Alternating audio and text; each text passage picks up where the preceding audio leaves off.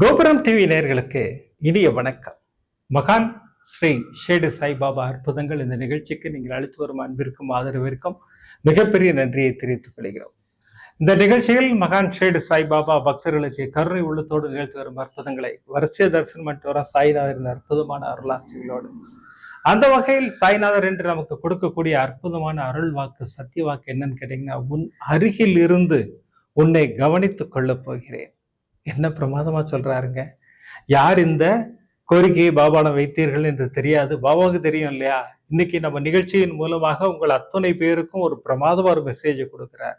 உன் அருகில் இருந்து உன்னை கவனித்துக் கொள்ள போகிறேன், இனி உன்னுடன் தான் நான் இருக்க போகிறேன். இதை விட நமக்கு வேற நாங்க வேணும். ஒரு மிகப்பெரிய சக்தி நம்மோடு இருக்கிறேன்னு நமக்கு ஒரு வாக்குறுதி கொடுக்கும்போது நமக்கெல்லாம் ஒரு மிகப்பெரிய லக்கி பிரைஸ் கிடைச்ச மாதிரி தான். பாபாவுக்கு ஒரு மிகப்பெரிய நன்றியை சொல்லி இந்த ஆசீர்வாதம் பெற்ற 4 சகோதரர்கள் நடத்துவங்களை நமக்கு அனுப்பி வைத்திருக்கிறார் சாய்நாதர். அந்த 4 சகோதரர்கள் யார் அப்படின்னு கேட்டீங்கன்னா, சென்னையை சேர்ந்த சகோதரி ஜெயக்குமாரி அவர்கள். மகனுக்கு வேலை வேண்டும், ஏற்கனவே ஒரு வேலையில இருக்காரு, ஒரு பெட்டர் ஜாப் போகணும்னு ஆசைப்படுறாரு. எவ்வளவு இன்டர்வியூ அட்டன் பண்ணாலும் சக்சஸ் கிடைக்க மாட்டேங்குது. அம்மாவிடம் தான் சொன்னார்கள், அம்மா பாபாவிடம் சொன்னார்கள். பாபா ஒரு உணர்வை கொடுக்கிறார், அமர்க்களப்படுத்துறார் இல்லையா? 1 கேட்டால் 2 கொடுப்பார் சாய்நாதர். கரெக்டா? நம்ம நிறைய நிகழ்ச்சியில் அதை நான் சொல்லியிருக்கேன். நான் இங்கும் டபுள் ஜாக்பாட் கிடைக்கிறது அம்மாவின் மகனுக்கு. என்ன நடந்தது அதை நம்ம தரிசனம் செய்ய இருக்கிறோம். அடுத்த அற்புதம் பிரமாதமான அற்புதம். எல்லா ஜீவராசிகளும் சாய்நாதருக்கு ஒன்றுதான். அதை நிரூபிக்கின்ற வகையில் வெளிநாட்டில் வசிக்கும் ஒரு சகோதரிக்கு அவங்களுடைய தோழி வீட்டில் ஒரு பைரவர் இருக்காரு. திடீர்னு பிரச்சனை, சோர்ந்து விழுகுது, வாமிட் எடுக்குது, மூஞ்சியெல்லாம் வீங்கிருச்சு. மருத்துவரிடம் அழைத்து செல்கிறார்கள். என்ன நடந்தது? பாபா என்ன அற்புதம் நிகழ்த்தினார், அமர்க்களப்படுத்தி இருக்கிறார். அந்த அற்புதத்தை தரிசனம் செய்ய போகிறோம். அரியலூரை சேர்ந்த சகோதரி அருணா அவர்கள் பாபாவிடம் கோபித்துக் கொள்கிறார்கள், வருத்தப்பட்டு பேசுகிறார்கள். கோபுரம் டிவியில எல்லாருக்கும் பரிசு கொடுக்குறாங்க, எனக்கு பரிசு வர மாட்டேங்குது. அண்ணா ஒரு எபிசோட்லையும் சொல்றாரு, என்னுடன் அன்புடன் பாசத்துடன் பேசி கொண்டிருக்கும் சகோதரிகள் சொல்றாரு, எனக்கெல்லாம் அந்த அங்கீகாரம் கிடைக்காதா அப்படின்னா, அடுத்த நிமிடம் பாபா அந்த அங்கீகாரத்தை சகோதரிக்கு கொடுக்கிறார். நீ ஏற்கனவே அந்த லிஸ்டில் தான் இருக்க, நீ ஏன் கவலைப்படுறேங்கிற மாதிரி பிரமாதமான ஆசீர்வாதத்தை செய்கிறார். இதை சகோதரின் குரலே தரிசனம் செய்ய இருக்கிறோம். அடுத்து மகாலட்சுமி சகோதரி, தாயாருக்கு திடீர்னு உடல்நிலையில் பின்னடைவு. பாபாவின் பாதங்களை கெட்டியாக பிடித்துக் கொண்டேன், பாபாவின் மந்திரங்களை சொன்னேன், சாய்நாதர் அமர்க்களப்படுத்தினார்னு சகோதரி ஒரு பிரமாதமான அற்புதத்தை சொல்கிறார்கள். அதையும் சகோதரின் குரலிலே தரிசனம் செய்ய இருக்கிறோம். இப்படி பிரமாதமான 4 அற்புதங்களை கொடுத்த சாய்நாதருக்கு நன்றியை சொல்லி, ஒரு பிரமாதமான அருள் வாக்கு கொடுத்த சாய்நாதருக்கு நன்றியை சொல்லி, இந்த அற்புதங்களை தரிசனம் செய்வதற்கு முன்னால் நான் உங்களிடம் கேட்டுக்கொள்வதெல்லாம், இந்த நிகழ்ச்சிக்கு ஒரு லைக் பண்ணுங்க, ஷேர் பண்ணுங்க. அதை நீங்க பிரமாதமா பண்ணிக்கிட்டு இருக்கீங்க. இதற்காக லைக் செய்ய வேண்டும். நீங்க லைக் பண்ண யூடியூப் ரெக்கமெண்டேஷன்ல அப்படி வைடு கவரேஜ் போகுது. அப்படி போகும்போது இந்த சாய்நாதரின் அற்புதங்களை எல்லோரும் கேட்பதற்கும் பார்ப்பதற்கும் வழிவகை செய்கிறது அந்த லைக். ஒரு லைக் பண்ணலாமே, பிடித்திருந்தால் ஷேர் பண்ணலாம். வாங்க இப்போ பிரமாதமான அற்புதங்களை தரிசனம் செய்ய இருக்கிறோம். முதல் அற்புதம் சென்னையில் வசிக்கும் சகோதரி ஜெயக்குமாரி அவர்களுக்கு அமர்க்களப்படுத்தி இருக்கிறார் சாய்நாதர். நம்ம ஒன்றுதான் சாய்நாதரிடம் கேட்போம், அவர் 2 ஜாக்பாட்டாக கொடுப்பார் அப்படிங்கிறதுக்கு இந்த அற்புதம் ஒரு பிரமாதமான உதாரணம். சகோதரியின் மகன் இருக்காரு, வெளிநாட்டில் வசிக்கிறாரு, ஒரு நிறுவனத்தில் பணியாற்றி கொண்டிருக்கிறார். அங்க அவருக்கு ஏதோ ஒரு சாட்டிஸ்பாக்சன் இல்லை. ஏன்னா இந்த வேலை பார்க்கும்போது திருப்தியா வேலை பார்த்தா தான் சந்தோஷமா இருக்கும் இல்லையா? சகோதரருக்கு அதுல ஒரு சின்ன ஒரு அதிருப்தி. இன்னொரு கம்பெனிக்கு அப்ளை பண்றாரு. 4 ரவுண்ட் முடிஞ்சிருச்சு, ரிசல்ட் சொல்றேன்னு சொன்னாங்க, சொல்லலை. மீண்டும் இன்னொரு கம்பெனியில் அப்ளை பண்றாரு, அங்கும் ரிசல்ட் சொல்றேன்னு சொன்னாங்க, சொல்லல. இப்போ அம்மாவுக்கு ஃபோன் பண்ணார், அம்மா நான் 2 இன்டர்வியூ அட்டன் பண்ணிட்டேன், சக்சஸ் ஆகலை, எனக்கு ரொம்ப வருத்தமா இருக்கு அப்படின்னாங்க. அம்மா சொன்னாங்க, நீ கவலையப்படாத, நான் அப்பாவிடம் சொல்கிறேன். பாருங்க எவ்வளவு நம்பிக்கை பாருங்க. நான் அப்பாவிடம் சொல்கிறேன், உனக்கு அப்பா நிச்சயமாக ஆசீர்வாதம் செய்வார். நீ இன்டர்வியூ போகும்போது மட்டும் எனக்கு ஃபோன் பண்ண, நான் இங்கே பாபாட்ட ப்ரே பண்ணிக்கிறேன் அப்படின்னு சொல்லி சகோதரி மகனிடம் சொல்கிறார்கள். தம்பி இந்த ட்ரிப் ஒரு புது கம்பெனிக்கு அப்ளை பண்ணுறாரு. இன்டர்வியூ டேட்டெல்லாம் அனௌன்ஸ் பண்ணிட்டாங்க. ஃபர்ஸ்ட் ரவுண்ட் இன்டர்வியூ போகிறாரு. அம்மாட்ட ஃபோன் பண்ணி சொன்னார், அம்மா இன்னைக்கு மாலை எனக்கு இன்டர்வியூ இருக்குது, உங்கள் டயத்துக்கு சாயங்காலம் நீங்கள் எனக்காக ப்ரே பண்ணிக்கங்க அப்படின்னாரு. சகோதரிக்கு பாபா ஒரு பிரமாதமான உணர்வை கொடுக்கிறார். விஷ்ணு சஹஸ்ரநாமம் படி அப்படிங்கிறாரு. சகோதரி என்ன முடிவு பண்ணுறாங்க, 5 முறை பாராயணம் செய்கிறேன் பாபான்னு சொல்லி பாபாட்ட சொல்லிட்டு, தம்பி அங்கே வந்து நேர்முக தேர்வு அட்டன் பண்ணிக்கிட்டு இருக்காரு. சகோதரி இங்கே 5 முறை விஷ்ணு சஹஸ்ரநாமத்தை பாராயணம் செய்கிறார்கள். இன்னைக்கு பாபா நமக்கு ஒரு புது யுக்தியை கற்றுக் கொடுக்கிறார். யாரெல்லாம் வேலை தேடி கொண்டிருக்கிறீர்களோ, யாரெல்லாம் வேலைக்காக காத்து கொண்டிருக்கிறீர்களோ, உங்கள் அத்தனை பேருக்கும் இன்னைக்கு ஒரு பிரமாதமான யுக்தியை பாபா கற்றுக் கொடுக்கிறார். இன்டர்வியூ நடக்கிற நேரத்தில் உங்கள் வீட்டில் உள்ளவர்கள் விஷ்ணு சஹஸ்ரநாமத்தை பாராயணம் செய்ய வேண்டும் அல்லது கேட்க வேண்டும் அப்படிங்கிற ஒரு பிரமாதமான விஷயத்தை நமக்கு சொல்லிக் கொடுக்கிறார் சாய்நாதர். அற்புதமாக சகோதரி விஷ்ணு சஹஸ்ரநாமம் 5 முறை பாராயணம் செய்கிறார்கள். தம்பி ஃபோன் பண்ணார், அம்மா ஃபர்ஸ்ட் ரவுண்டு சக்ஸஸ்ஃபுல்லாக முடிஞ்சிருச்சுமா, நாளைக்கு செகண்ட் ரவுண்டு, உங்கள் இந்தியா டைம் படி அது இரவு 12 மணிக்கு வரும், அதனால் நீங்கள் ப்ரேயர் பண்ண வேண்டாம், நான் பார்த்துக்கிறேன். அந்த கவலை உனக்கு வேண்டாம், அப்பா இருக்கார், நான் பார்த்துக்கிறேன். 12 மணி தானே, கரெக்டாக எனக்கு ஃபோன் பண்ணு, நான் இங்கே பாராயணம் பண்ணுறேன் அப்படின்ட்டாங்க. இரவு 12 மணி கரெக்டாக தம்பி ஃபோன் பண்ணி, அம்மா நான் இன்டர்வியூ அட்டன் பண்ண போகிறேன் அப்படின்னாரு. சகோதரி அற்புதமாக விஷ்ணு சஹஸ்ரநாமம் பாராயணம் செய்கிறார்கள். அற்புதமாக முடிச்சிட்டாங்க. கரெக்டாக 1:30 மணிக்கு முடிஞ்சது. தம்பி ஃபோன் பண்ணார், அம்மா சக்ஸஸ்ஃபுல்லாக முடிஞ்சிருச்சுமா, ரிசல்ட்டு நாளைக்கு சொல்கிறேன்னு சொல்லியிருக்காங்க, நீங்கள் நிம்மதியாக தூங்குங்கன்னாங்க. சகோதரி நேர பாபா கிட்ட ஒரு முறையீடை வைத்து விட்டு படுக்க சென்றார்கள். என் மகனுக்கு வேலை வாங்கி கொடுப்பீர்கள் என்ற நம்பிக்கை எனக்கு பரிபூர்ணமாக இருக்குது. உங்களுடைய ஆசீர்வாதம் என் மகனுக்கு நிச்சயமாக உண்டு என்று தெரியும். அந்த ஆசீர்வாதத்தை அவனுக்கு அள்ளி வழங்குங்கள்னு சொல்லிட்டு சகோதரி போய் படுக்கிறாங்க. அடுத்த நாள் தம்பிகிட்டேருந்து ஃபோன் வருது. சரி என்ன சொல்கிறாருன்னு பார்க்கலாம்னு சொல்லிட்டு ஃபோன் எடுத்து, அம்மா தெரியாமல் கைப்பட்டுடுச்சுமா அப்படின்னாரு. சகோதரி நேர பாபாட்ட தான் போனாங்க. பாபா நான் ஆவலோடு காத்திருக்கிறேன், நான் எதிர்பார்க்கும் போது நான் இல்லை, யார் எதிர்பார்க்கும் போதும் நீங்கள் எதிர்பார்ப்பதை கொடுப்பதில்லை, எதிர்பாராத நேரத்தில் தான் நீங்கள் அருளை அள்ளி வழங்குகிறீர்கள், நிச்சயமாக வழங்குவீர்கள் நம்பிக்கை இருக்குன்னு சொல்லிட்டு சகோதரி தொடர்ந்து பாபாவின் மந்திரங்களை ஜெபித்து கொண்டே வருகிறார்கள். அடுத்த நாள் தம்பி ஃபோன் பண்ணி, அம்மா நான் செலக்ட் ஆயிட்டேன் அப்படிங்கிறாரு. எவ்வளோ பெரிய சந்தோஷமான செய்தி இது. ஒரு ஜாக்பாட் கிடைச்சிருச்சா? அடுத்து பாருங்க, டபுள் ஜாக்பாட் சொன்னேன் பார்த்தீங்களா, அது என்னன்னு பாருங்க. அமக்கலப்படுத்துறார் சாய்நாதர். அதாவது பாபா தாமதப்படுத்துகிறார், கால தாமதம் ஆகிறது. எதற்காக பாபா நீட்டித்து கொண்டே செல்கிறார்லாம் நம்ம யோசிக்கிறோம். எதற்காகங்கிறது இந்த அற்புதத்தின் மூலமாக நமக்கு புரிய வைக்கிறார். தாமதமானால் பொக்கிஷம் நிச்சயம். தம்பிக்கு இந்த வேலை கிடைச்சிருச்சு. ஒரு அட்ரஸ் சொல்கிறாங்க. அந்த அட்ரஸை பார்த்தோன்னே தம்பிக்கு அவ்வளோ பெரிய சந்தோஷம். ஏன் அட்ரஸை பார்த்து அவ்வளோ சந்தோஷப்பட்டாரு? அதுக்கு ஒரு விஷயம் இருக்குது. என்னன்னு பார்த்தீங்கன்னா, தம்பியோட மனைவி இருக்காங்க இல்லையா, அவங்களும் அங்கே வேலை பார்த்துக்கிட்டு இருக்காங்க. தினமும் காலையில் கொண்டு போய் ரயில்வே ஸ்டேஷனில் விடுவார். அவங்க ட்ரெயினை பிடிச்சி அந்த ஆஃபீஸுக்கு போய் அற்புதமாக வேலையை பார்த்து விட்டு திரும்பி வந்து விட்டுருவார்கள். ஆனால் இப்போ அவங்களுக்கு ஒரு கம்பெனிக்கு மாற்றல் ஆயிடுச்சு. அந்த நிறுவனம் ரொம்ப தள்ளி இருக்கு. 1.5 மணி நேரம் கேப் பிடிச்சி தான் போகணும். ட்ரெயின்லாம் கிடையாது, பஸ் எல்லாம் கிடையாது, கேபில் தான் பயணப்படணும். எப்படி போக போகிறோன்னு யோசிச்சுட்டு இருந்தாங்க. இப்போ தம்பிக்கு இந்த வேலை கிடைச்சிருக்கு இல்லைங்களா. இந்த நிறுவனம் எங்கே இருக்குன்னு கேட்டிங்கன்னா, இப்போ மனைவிக்கு டிரான்ஸ்ஃபர் ஆகி போயிருக்காங்க பாருங்க, அந்த நிறுவனத்திலிருந்து ஒரு 1 கிலோமீட்டர் தூரத்தில் இவரோட ஆஃபீஸ். தினமும் காலையில் இவரே கூட்டிகிட்டு போயிடலாம் ஜம்முன்னு.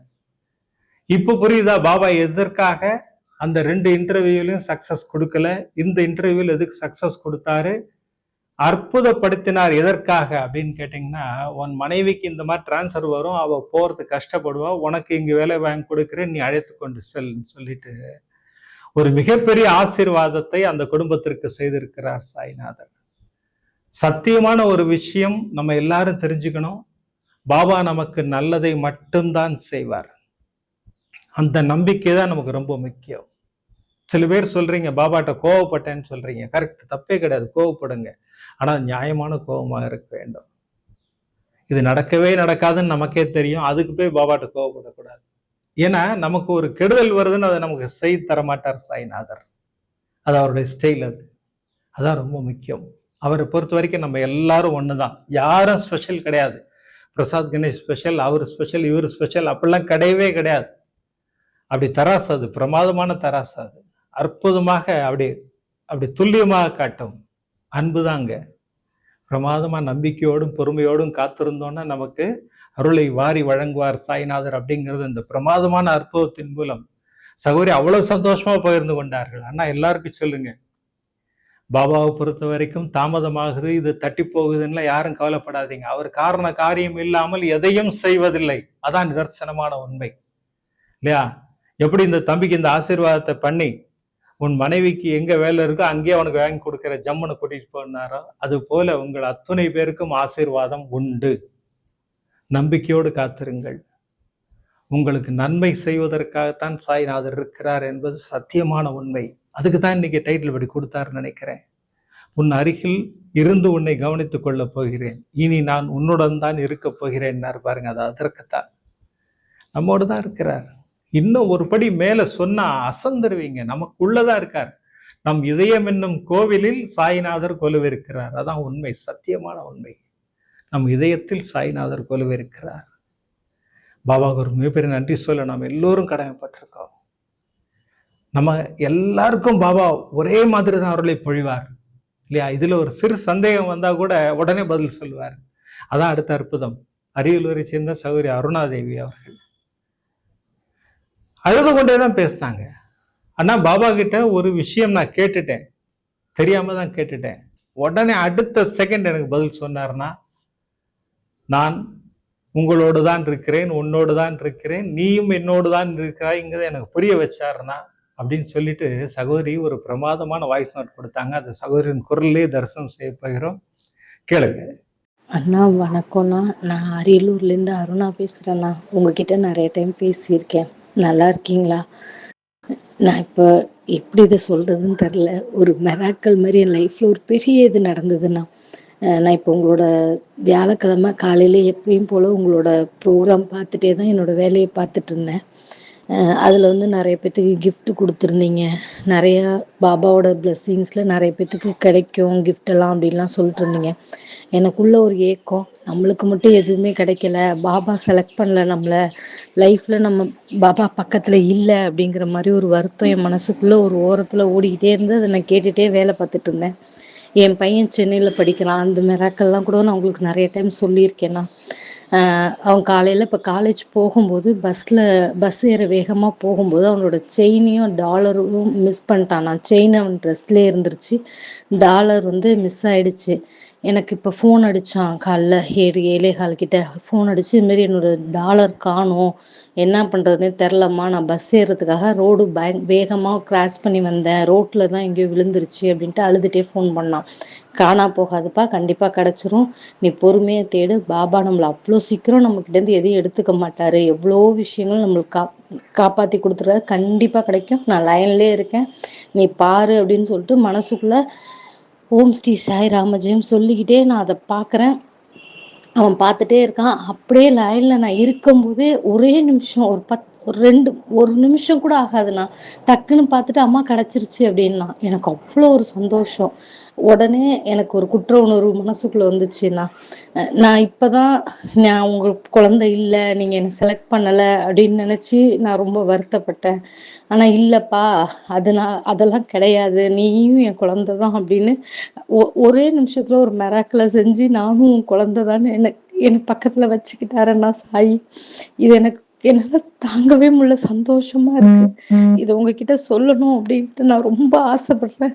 நானும் உங்க கூட தான் இருக்கேன், உங்க சாய் குடும்பத்துல நானும் இருக்கேன்னு நினைக்கும் போது எனக்கு ரொம்ப சந்தோஷமா இருக்குண்ணா. சொல்லுவீங்களண்ணா, என்னோட அன்பு சகோதரிகள், என் கூட பாசத்தோட பேசிட்டு இருக்க ஒரு சகோதரி அப்படிம்பீங்கல்ல, நானும் உங்க சகோதரியா இருக்கேன் அப்படின்னு நினைக்கிற போது ரொம்ப சந்தோஷமா இருக்கு.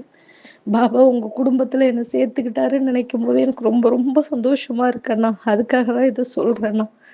அமக்களமா சொன்னாங்க இல்லையா? அதான் உண்மை, நிதர்சனமான உண்மை. சாய்நாதரை பொறுத்த வரைக்கும் எல்லாரும் ஒண்ணுதான் அவருக்கு. அதுக்குத்தான் அடுத்த அற்புதம் பிரமாதமா அந்த மாதிரி அனுப்பி வச்சிருக்காரு. என்னை பொறுத்தவரை எல்லா ஜீவராசிகளும் ஒன்றுதான் அப்படிங்கறத நமக்கு புரிய வைக்கிறார்.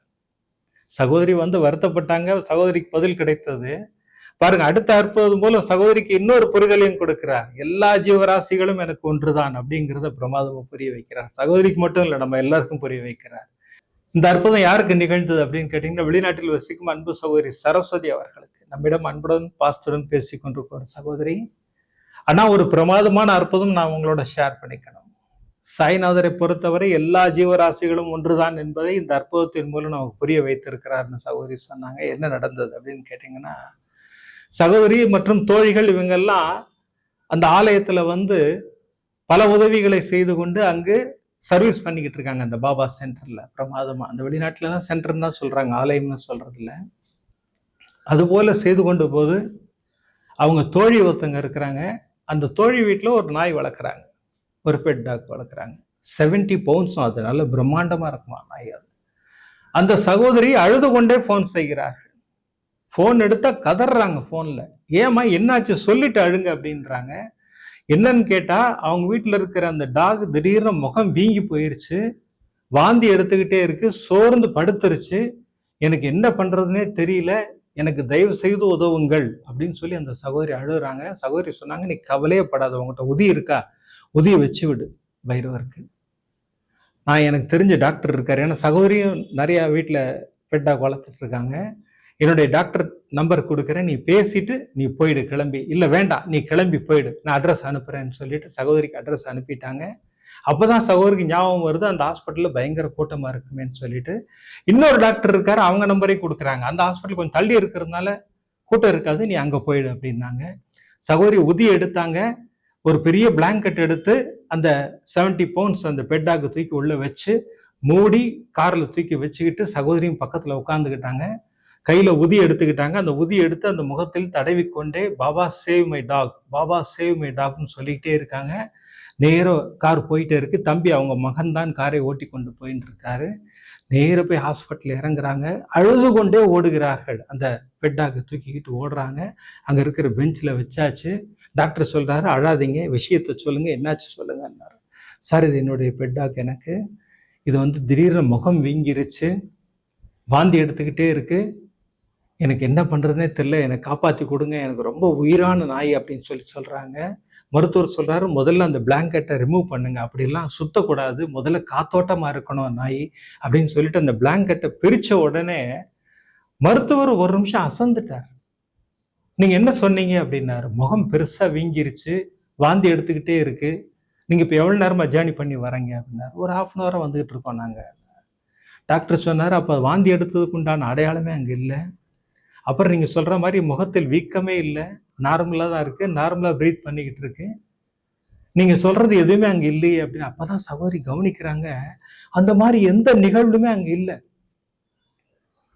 சகோதரி கண்களில் கண்ணீரோடு சாய்நாதருக்கு நன்றி சொல்கிறார்கள். அந்த உதி அந்த பெட்டாக்கை காப்பாற்றி இருக்கிறது. இப்ப புரியுத நான் சொன்னது? எல்லா ஜீவராசிகளுக்கும் சாய்நாதர் ஒரே அருளைத்தான் பொழிவார். அந்த உதி வந்து எல்லா ஜீவராசிகளுக்கும் அருளை கொடுக்கும். அற்புதமாக குணமாக்கியது அந்த பெட்டாக. டாக்டர் சொன்னார், நல்லா இருக்கு, கூட்டிட்டு போங்க, ஒன்றும் ஒரு பிரச்சனையும் இல்லை, ஜம்முன்னு இருக்கு, கூட்டு போங்க அப்படின்ட்டாரு. சகோதரி உடனே ஃபோன் பண்ணி சரஸ்வதிக்கு சொல்லியிருக்காங்க, அக்கா இந்த அற்புதத்தை நீங்க சொல்லுங்க, கோபுரம் டிவியில சொல்லுங்க, உதி என்னுடைய பெட்டாக்கை காப்பாற்றியது. நான் பயந்துட்டேன், ஏன்னா அது அவ்வளவு சோர்ந்து படுத்திருந்தது, பெரிய முகம் வீங்கி இருந்தது, கண்ணெல்லாம் குட்டி உண்டு ஆயிடுச்சு, அந்த நாய்க்கு வாந்தி எடுத்துக்கிட்டே இருந்தது. நான் அந்த டென்ஷன்ல அதெல்லாம் கவனிக்காம விட்டுட்டேன். ஆனா டாக்டர் பார்த்த உடனே கண்டுபிடிச்சு ஒன்றும் இல்லை, கூட்டிட்டு போங்கன்ட்டாரு. நான் அப்பதான் கவனிச்சேன், நான் கையில உதியை வச்சு தடவி விட்டு கொடுத்துக்கிட்டே இருந்தேன். அந்த உதி என்னுடைய பைரவரை குணமாக்கியதுன்னு சொல்லி சகோதரி பிரமாதமான அற்புதத்தை சொன்னாங்க. இது மூலம் நமக்கு ஒரு மிகப்பெரிய விஷயத்தை சாய்நாதர் புரிய வைக்கிறார். எல்லா ஜீவராசிகளுக்கும் என் அருள் ஒன்றுதான், ஸ்பெஷல்லாம் யாரும் ஸ்பெஷல் கிடையாது, எல்லாரும் ஒண்ணுதான் அப்படிங்கிறத நமக்கு இந்த அற்புதத்தின் மூலம் நமக்கு தெளிவுபடுத்துகிறார் சாய்நாதர். இப்படி பிரமாதமான 3 அற்புதங்களை கொடுத்த சாய்நாதர் 4வதாக சகோதரி மகாலட்சுமி. ஆனா உங்க அற்புதம் கேட்ட பிறகு, உங்கள் உயிரை காப்பாற்றிய அற்புதத்தை கேட்ட பிறகு இதையே நம்ம சொல்லங்கிற எனக்கு மிகப்பெரிய குற்ற உணர்வு வந்ததுன்னா, அதனாலதான் அந்த வாய்ஸ் நோட் கொடுக்குறேன்னா, என் தாயின் உயிரை காப்பாற்றி பாபா மிகப்பெரிய அற்புதம் புரிந்தார், அந்த அற்புதத்தை சொல்றேன்னா எல்லாருக்கும் சொல்லுங்கண்ணா. நம்பிக்கையோடு மந்திரங்களை சொல்லும் போது சாய்நாதர் அருள் கொடுக்கிறார் அப்படின்னு சொல்லி சகோதரி அந்த சர்வரோக தோஷ நிவாரண ஸ்லோகத்தின் பெருமையை நமக்கு சொல்றாங்க. சகோதரின் குரலிலே தரிசனம் செய்ய போகிறோம், வாங்க கேட்போம். ஓம் சாய்ராம். அண்ணா, குரு பூர்ணிமா நல்வாழ்த்துக்கள் அண்ணா. உங்கள் உடம்பு இப்போ எப்படி இருக்கு? உடம்ப பார்த்துக்கோங்க. நான் உங்களுக்காக சாய்கிட்ட ப்ரேயர் பண்ணிக்கிறேன்னா. ஆக்சுவலி நான் இந்த அற்புதம் சொல்லணும்னு சொல்லிட்டு வேண்டியிருந்தேன். நான் மறந்துட்டேன். இப்போ நீங்கள் சொன்னதுக்கப்புறம் அந்த எபிசோட்லாம் நான் பார்த்ததுக்கப்புறம் நம்ம சொல்ல மறந்துட்டோம் அப்படிங்கிறத வந்து எனக்கு இப்போ தான் ஞாபகம் வந்தது. அதனால நான் அந்த அற்புதத்தை சொல்கிறேன். ஒரு நாள் எனக்கு ஃபோன் வருது எங்கள் அக்கா கிட்டேருந்து, அம்மாவுக்கு ரொம்ப உடம்பு சரியில்லை அப்படின்னு சொல்லிட்டு. சரின்ட்டு நான் ரொம்ப பதட்டத்தோடு கிளம்பி போகிறேன். போனால் எங்கள் அம்மா கையில் ட்ரிப்பு போட்டு உட்காந்துருக்காங்க. பார்த்தா ஹாஸ்பிட்டலில் வந்துட்டு எக்கோ டெஸ்ட் எடுக்க சொல்லியிருக்காங்க அம்மாவுக்கு. எக்கோ டெஸ்ட்டு எடுத்து பார்த்ததில் ஆஞ்சியோ பண்ணணும்னு சொல்லிட்டாங்க. சரின்னு ஆஞ்சியோ பண்ணுறதுக்காக அடுத்த நாள் காலையில் அட்மிஷன் போட்டு பழனி ஹாஸ்பிட்டலில் நாங்கள் ஆஞ்சியோ பண்ணுறோம். வெளியில் உட்காந்து நான் சாயோட ஷிரடி பிரவாசினம் அந்த மந்திரத்தை வந்து சொல்லிக்கிட்டே இருக்கேன். அதுவும் வேல்மாறலில் 4 வரி, அதையும் ஃபஸ்ட்டு 4 வரியும் சொல்லிக்கிட்டே இருந்தேன் கண்டினியூஸாக. ஆஞ்சியோ முடிச்சுட்டு வந்தோடனே டாக்டர் வந்து பார்த்துட்டு ரிப்போர்ட் பார்த்துட்டு பிளாக் எதுவுமே இல்லை அப்படின்னு சொல்லிட்டாங்க. சரின்னு சொல்லிட்டு சாய்க்கு நன்றி சொல்லிவிட்டு டிஸ்சார்ஜ் பண்ணி கூப்பிட்டு போயிட்டோம் அம்மாவை. ஒரு 2 டேஸ் வச்சுருந்துட்டு கூப்பிட்டு போயிட்டு ஒரு 2-3 டேஸ் நல்லா இருந்தாங்க. கண்டினியூஸாக ஆன்டிபயோட்டிக் கொடுக்க சொன்னாங்க. மறுபடியும் ஒரு 2-3 டேஸில் நாங்கள் கடைக்கு போயிட்டு வரத்துக்குள்ளே அம்மாவுக்கு திடீர்னு மூச்சு விட முடியாமல் ஆயிடுச்சு. வந்து பார்த்தா அவங்களால ப்ரீத் பண்ணவே முடியல. டக்குன்னு உடனே ஹாஸ்பிட்டல் கூப்பிட்டு போய் பார்த்தா அங்கே என்ன சொல்லிட்டாங்க, ஐசியூக்கு ஷிஃப்ட் பண்ணிட்டாங்க அம்மாவை. என்னால் தாங்கவே முடியல. அந்த செகண்ட் வந்து நான் டாக்டர் சொல்ல நான் அழுதுகிட்டு நிற்கிறேன். அங்கே இருக்க எல்லா ஸ்டாஃப்மே என்னை பார்க்குறாங்க. லிட்ரலி நான் அழுதுகிட்டு நிற்கிறேன் அப்படியே கண்ணில் தண்ணியோட. என் அக்கா ஸ்டாஃப் நர்ஸ் தான். லிட்ரலி நான் கண்ணில் தண்ணியோடு அழுதுகிட்டே நிற்கிறேன். எனக்கு ஒன்றுமே தெரியல, எனக்கு ஒன்றுமே புரியல. ஏன்னா நான் எங்கள் அம்மாவை அப்படி பார்த்ததே இல்லை. எங்கள் அம்மா மேலே எனக்கு அவ்வளோ பாசம். பார்த்தீங்கன்னா எங்கள் அம்மா அப்படி படுத்திருக்காங்க, என்னால் அதை பார்க்க முடியல. டாக்டர் வந்து லங்ஸில் தண்ணி கோத்துருச்சு, நம்ம அதை வந்து எடுக்கணும் அப்படின்னு சொல்கிறாங்க. எனக்கு ஒன்றுமே புரியல. அந்த டெஸ்ட்டெல்லாம் எடுத்து வரதுக்கு 1 வீக் ஆகும், நீங்கள் இங்கே வச்சுருக்க வேண்டாம், நீங்கள் கோயம்புத்தூர் கூப்பிட்டு போயிடுங்க அப்படின்னு சொல்லவும் எங்கள் அக்கா நல்ல டாக்டரை கன்சல்ட் பண்ணி கோயம்புத்தூர் பிஜி ஹாஸ்பிட்டலில் கொண்டு போய் அட்மிட் பண்ணிட்டோம். கூப்பிட்டு போய் அட்மிட் பண்ணிட்டோம். அட்மிஷன் போட்டு அங்கே வச்சுருக்கும் போது எங்கள் அம்மா பட்ட கஷ்டம் கொஞ்சம் நஞ்சம் இல்லை. அப்போ நான் வந்து சாய்கிட்ட வந்து நான் அவ்வளோ அழுதேன். சாப்பிடல, நானும் எங்கள் அக்காவும் சாப்பிடல. ஒரு மாதிரி பைத்தியம் முடிச்ச மாதிரி அந்த ஹாஸ்பிட்டலில் வந்து நின்றுட்டுருந்தோம் வெளியிலேயே. அப்போ டாக்டர் வந்து இந்த நுரையீரல்லேருந்து கொஞ்சம் தண்ணி எடுக்கணும் அப்படின்னு சொல்லிட்டு எங்களை வெளில போக சொல்லிட்டாங்க. அப்போ நான் வெளில வந்து நின்று வேண்டுறேன் சாய்கிட்ட, சாய் எனக்கு தெரியல, எனக்கு வந்து எங்கள் அம்மா ரொம்ப ஒல்லியாக ஆயிட்டாங்க. ஆல்ரெடி அவங்க ரொம்ப ஒல்லியாக தான் இருப்பாங்க. அந்த உடம்பு ரொம்ப முடியாமல் போனதோடு பார்த்தீங்கன்னா இன்னும் ரொம்ப ஒல்லி ஆகிட்டாங்க. இந்த இந்த அந்த இன்ஜெக்ஷனே பார்த்தீங்கன்னா அவ்வளோ பெருசாக இருந்துச்சு. எனக்கு அந்த மிஷின் அதெல்லாம் புதுசாக பார்க்கும்போது எனக்கு ஒரு மாதிரி இருந்துச்சு. அந்த சூழ்நிலை ரொம்ப படபடப்பாக, அம்மா எப்படி இந்த வலியை தாங்குவாங்க அப்படின்னு சொல்லி வெளில நின்றுட்டு நான் வெளில நின்று அலறேன். சாய் எப்படியாவது சாயும் முருகனையும் நான் கூப்பிடுறேன். என்ன அறியாமல் எனக்கு நான் அந்த மந்திரத்தை சொல்லிக்கிட்டே இருக்கேன். ஷிரடி ஒரு வாசினம் கருணாமூர்த்தி சுரூபம் சர்வலோக தோஷ நிவாரணம் ஷிரடி சாய் தரிசனம்னு சொல்லிட்டு நான் சொல்லிக்கிட்டே இருக்கேன். சாய் எப்படியாவது எங்கள் அம்மாவுக்கு வந்து இந்த டெஸ்ட்டு நடக்கக்கூடாது, எங்கள் அம்மாவை எப்படியாவது காப்பாற்றிருங்க, நான் இதை வந்து கோபுரம் டிவி பிரசாத் அண்ணாக்கிட்ட சொல்கிறேன் அப்படின்னு சொல்லி நான் வேண்டுறேன். அந்த இடத்துல நான் சொல்லிக்கிட்டே நிற்கிறேன், வெளியில் அழுதுகிட்டு அந்த 4 வரி மந்திரத்தை நான் சொல்லிக்கிட்டே இருக்கேன். மாற்றி வேல்மாறலையும் இதையும் சொல்லிக்கிட்டே நிற்கிறேன். டாக்டர் வந்து ஒரு 20 மினிட்ஸ் கழிச்சு வெளில வந்து அந்த செகண்டு தெய்வம் வந்து கூட இருந்துச்சு அப்படிங்கிறத வந்து நான் என் லைஃப்பில் நான் உணர்ந்தேன். அப்போ வெளில வந்து டாக்டர் வந்து தண்ணி எடுக்கிற அளவுக்கு எதுவும் இல்லை லங்ஸில், ஸோ இப்போ அந்த டெஸ்ட் எடுக்க தேவையில்லை, அவங்களுக்கு எல்லா தண்ணியுமே வெளியில் வந்துருச்சு, ஆன்டிபயோட்டிக் கொடுத்துக்கலாம் அப்படின்னு சொல்லிட்டு அந்த டெஸ்ட்டு தேவையில்லைன்னு சொல்லிட்டு டாக்டர் போயிட்டாங்க. ப்ரீத்திங் எக்ஸசைஸ் மட்டும் பண்ண சொல்லி வேற ஒரு டாக்டரை சஜஸ்ட் பண்ணிட்டு போயிட்டாங்க. எங்கள் அக்கா என்னை ஓடி வந்து கட்டி பிடிச்சாங்க.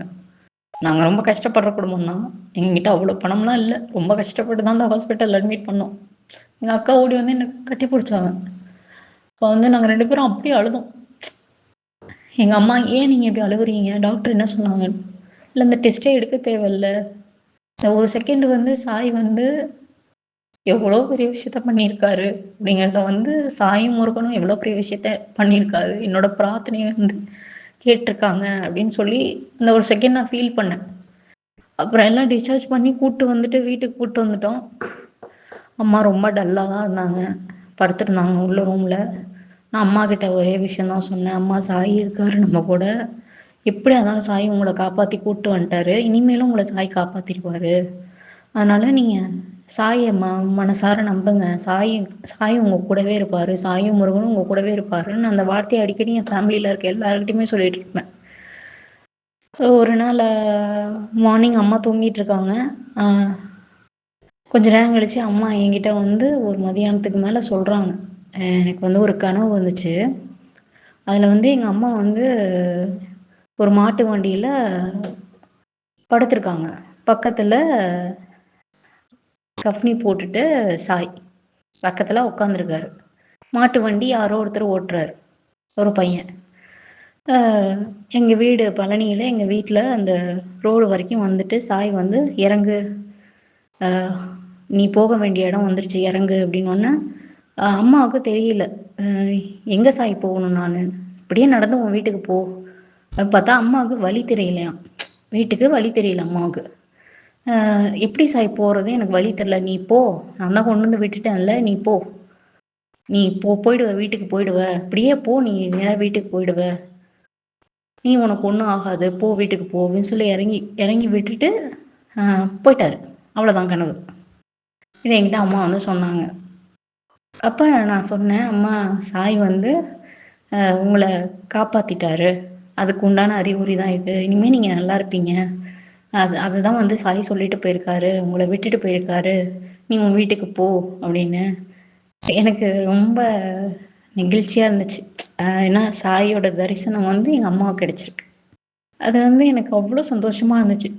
அந்த கஷ்டத்துலேயே நான் இருந்ததுனாலையோ என்னமோ தெரில, நான் அதை மறந்துட்டேன் உங்ககிட்ட சொல்கிறதுக்கு. நான் அந்த பெயின்லேயே அதுக்கப்புறம் இருந்தேன். இப்போவும் அம்மாவுக்கு வந்து சர்ஜரி பண்ண சொல்லியிருக்காங்க, ஒரு வால்வு வீக்காக இருக்குன்னு. பட் நான் இப்போவும் நம்புகிறேன், அந்த ஆப்ரேஷனே இல்லாமல் சாய் பண்ணிடுவார் அப்படிங்கிறது வந்து எனக்கு ரொம்ப நம்பிக்கை அதிகமாக இருக்குது. நான் வந்து சாயோட உதியை வந்து அம்மாவை எடுத்துக்க சொல்லுவேன், டேக்காக உள்ளே எடுத்துக்கோங்கம்மா.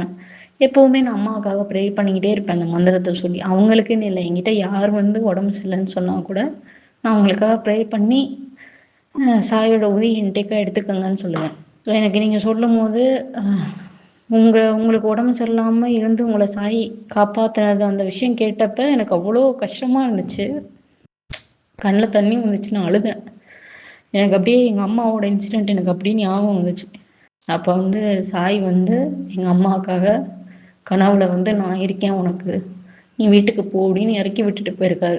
ஒரு மாட்டு வண்டி, இந்த மாட்டு வண்டியில் அவர், ஒரு பையன், எங்கள் அம்மா இறக்கி விட்டுட்டு, நீ போ, அப்படியே போனால் உங்கள் வீட்டுக்கு போயிடுவேன் அப்படின்னு சொல்லிட்டு போயிருக்காரு. இந்த அற்புதத்தை வந்து நான் உங்ககிட்ட சொல்ல மறந்துட்டேன், அதனால் என்னை மன்னிச்சிடுங்கண்ணா. நான் அந்த கஷ்டத்துலேயே இருந்ததுனால எனக்கு எதுவுமே தோணலை அப்போதைக்கு. என்னால் நான் ரொம்ப மனவேதனையில் இருந்தேன், சாப்பிடாம, எனக்கு உடம்பு சரியில்லாமல் போய்.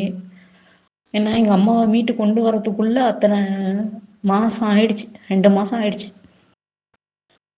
ஸோ இப்போவும் நான் எங்கள் அம்மாவுக்காக ப்ரேயர் பண்ணிட்டு தான் இருக்கேன். நான் உங்களுக்காகவும் வேண்டிக்கிறேன், நீங்கள் நல்லா இருப்பீங்க. இன்னும் உங்களால் நிறைய பேருக்கு நல்லது நடக்கும் சாயோட அருளால். சாய் எப்பவும் உங்கள் கூடவே இருப்பார், எங்கள் கூடவும் இருப்பார். நான் அந்த அற்புதத்தை சொல்ல மறந்துட்டேன்னா என்னை மன்னிச்சிருங்க. உங்கள் உடம்ப பார்த்துக்கங்கண்ணா. நன்றி. ஓம் சாய்ராம். அமக்களை படித்து இருக்கிறார் சாய்நாதர் இல்லையா? மந்திரங்கள் நமக்கு பாலமாக இருக்கின்றது, அதான் சத்தியமான உண்மை. மந்திரம் சொன்னாதான் பாபா வந்து நமக்கு செய்வாரான்னு கேட்டால் அப்படியெல்லாம் கிடையாது. மந்திரம் சொல்லும்போது சாய்நாதருக்கும் நமக்கும் ஒரு பாலம் உருவாகிறது, ஒரு பிணைப்பு உருவாகிறது பிரமாதமா. அதற்காகத்தான் நான் மந்திரம் சொல்றேன். சாய்நாத சவண மஞ்சரி சொல்லுங்கள், அதை மறக்கவே கூடாது. மாபெரும் பொக்கிஷம் சாய்நாத சவண மஞ்சரி. நம்ம கோபுரம் டிவியில் அருள் பரிசாக கொடுத்துக்கிட்டு இருக்காங்க. யார் யாருக்கெல்லாம் வேணுமோ வாங்கி கொள்ளுங்கள். அது வீட்டில் இருக்கணும், ஒவ்வொருத்தர் வீட்லேயும் இருக்கணும். ஒரு 163 ஸ்லோகம் தான். நம்ம சேனல்ல என்னுடைய வாய்ஸ்லேயே இருக்கு, கேளுங்க. அழகா ஒலிக்க விடுங்கள், தினமும் ஒலிக்க விடுங்கள். பாபாவின் அருளாசிகள் நமக்கு கிடைத்து கொண்டே இருக்கும். நம்ம பாபா அழைக்கிறார், கூட்டு பிரார்த்தனையில் நம்ம பிரார்த்தனாஷ்டகம் டெய்லி நம்ம கேட்குறோம் இல்லையா? பாபா நமக்கு அருளை பொழிவதற்காகத்தான் அந்த விஷயங்கள் எல்லாம் நம்ம செய்ய வைக்கிறார். நம்பிக்கையோடு செய்யுங்கள், நம்பிக்கையோடு ஒரு பாதங்களை பிடித்துக் கொள்ளுங்கள். பாபாவின் அருள்மழை நமக்கு கிடைத்து கொண்டே இருக்கும். நான் அதற்காகத்தான் மீண்டும் மீண்டும் திரும்ப திரும்ப சொல்கின்ற விஷயம், அவர் பாதங்களை கெட்டியாக பிடித்துக் கொள்ளுங்கள் சொல்றேன் இல்லையா? பாபா நம்மோடு தான் இருக்கிறார். இன்னைக்கு அதுக்கு தானே இன்னைக்கு அப்படி அருள் வாக்கே பிரமாதமா கொடுத்தார் இல்லையா? உன் அருகில் இருந்து உன்னை கவனித்துக் கொள்ள போகிறேன், இனி உன்னுடன் தான் நான் இருக்க போகிறேன். பிரமாதமா சொன்னாரா? அதுதான் சாய்நாதர். நம்மோடு தான் இருக்கிறார், நம்மோடு தான் பயணித்துக் கொண்டிருக்கிறார், நம்மை கவனித்துக் கொண்டிருக்கிறார், நாம் பேசுவதை கேட்டுக் கொண்டிருக்கிறார். இதெல்லாம் தரிசனமான உண்மை. இன்னைக்கு 4 அற்புதங்களை அனுப்பி வைத்தார் சாய்நாதர். 4 அற்புதங்கள் மூலமாக நமக்கு பல விஷயங்களை புரிய வைத்தார். உன்னை நான் காத்திருக்க வைக்கிறேன் என்றால் ஒரு பொக்கிஷத்தை கொடுக்க போகிறேன், உனக்கு டபுள் ஜாக்பாட் கொடுக்க போகிறேன் அப்படிங்கிறத சகோதரி ஜெயக்குமார் அற்புதத்தின் மூலம் புரிய வைத்தார். சகோதரி சரஸ்வதியின் அற்புதத்தின் மூலம் எல்லா ஜீவராசிகளும் நமக்கு ஒன்றுதான் அப்படிங்கிறத பாபா பிரமாதமா புரிய வச்சார். அடுத்த அருணா சகோதரி பாபா கிட்ட கேட்குறாங்க, பாபா நான் உங்களுடைய குட் புக்ஸ்ல இருக்கேனா? எல்லாரும் இருக்கிறீர்கள், எல்லோரும் எனக்கு ஒன்றுதான் அப்படிங்கிறத புரிய வச்சார் சகோதரிக்கு. அடுத்த சகோதரி மகாலட்சுமி அற்புதத்தின் மூலம் மந்திரங்கள் நம்மை காத்து நிற்கும் அப்படிங்கிறத பிரமாதமா புரிய வச்சார். இப்படி பிரமாதமான 4 அற்புதங்களை கொடுத்த சாய்நாதருக்கு மிகப்பெரிய நன்றியை சொல்லி அடுத்த எபிசோட்ல அமக்களப்படுத்துறார் பாருங்க. 3 அற்புதங்களும் பிரமாதம். அருள்மழையில் நம்மை நனைய வைக்க போகிறார் சாய்நாதர். இப்பெல்லாம் எபிசோட் முடிக்கிறதுக்கு முன்னாடி சர்வ ரோக தோஷ நிவாரண ஸ்லோகம் சொல்லித்தான் முடிக்கிறோம். இன்னைக்கு எதற்காக பிரார்த்தனை அப்படின்னு கேட்டீங்கன்னா, வேலைக்காக காத்திருக்கும் அத்தனை பேருக்காகத்தான் இன்னைக்கு பிரார்த்தனை. ஏன்னா நிறைய சகோதரர்கள் என்கிட்ட பேசிக்கிட்டு இருக்கீங்க, அண்ணா வேலை வேண்டும் வேலை வேண்டும், வேலைக்காக காத்திருக்கிறோம்னு சொல்றீங்க. உங்களுக்காகத்தான் இன்னைக்கு பிரார்த்தனை. வாங்க செய்வோம். ஷீரடி புர வாசினம், கருணாமூர்த்தி ஸ்வரூபம், சர்வ ரோக தோஷ நிவாரணம், ஷீரடி சாய்நாதன் தரிசனம். சத்குருவின் கடாட்சம் நமக்கெல்லாம் நிறைஞ்சு கிடைச்சிக்கிட்டே இருக்குன்னு வேண்டிக்கிறேன். அடுத்த நிகழ்ச்சியில் நிறைய அற்புதங்களோடு உங்களை சந்திக்கிறேன். நன்றி, வணக்கம். ஓம் சாய்ராம்.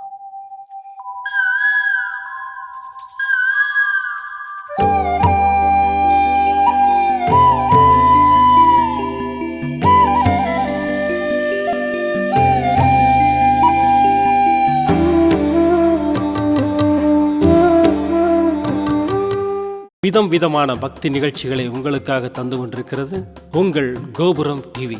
உங்களுக்கு பிடித்த நிகழ்ச்சிகளை லைக் செய்யுங்கள், உங்களுக்கு பிடித்த மாணவர்களுக்கு ஷேர் செய்யுங்கள். மேலும் சப்ஸ்கிரைப் செய்வதோடு மட்டுமல்லாது அருகில் இருக்கும் பெல் பட்டனை கிளிக் செய்து கோபுரம் டிவி நிகழ்ச்சிகளை உடனுக்குடன் தெரிந்து கொள்ளுங்கள். மற்றும் ஒரு மகிழ்ச்சியான செய்தி, கோபுரம் டிவி ஆப்பை கூகுள் பிளே ஸ்டோரில் ஃப்ரீ டவுன்லோட் செய்து கோபுரம் டிவி நிகழ்ச்சிகளை தொடர்ந்து கண்டுகளியுங்கள், பாருங்கள், ரசியுங்கள், பரவசமடையுங்கள்.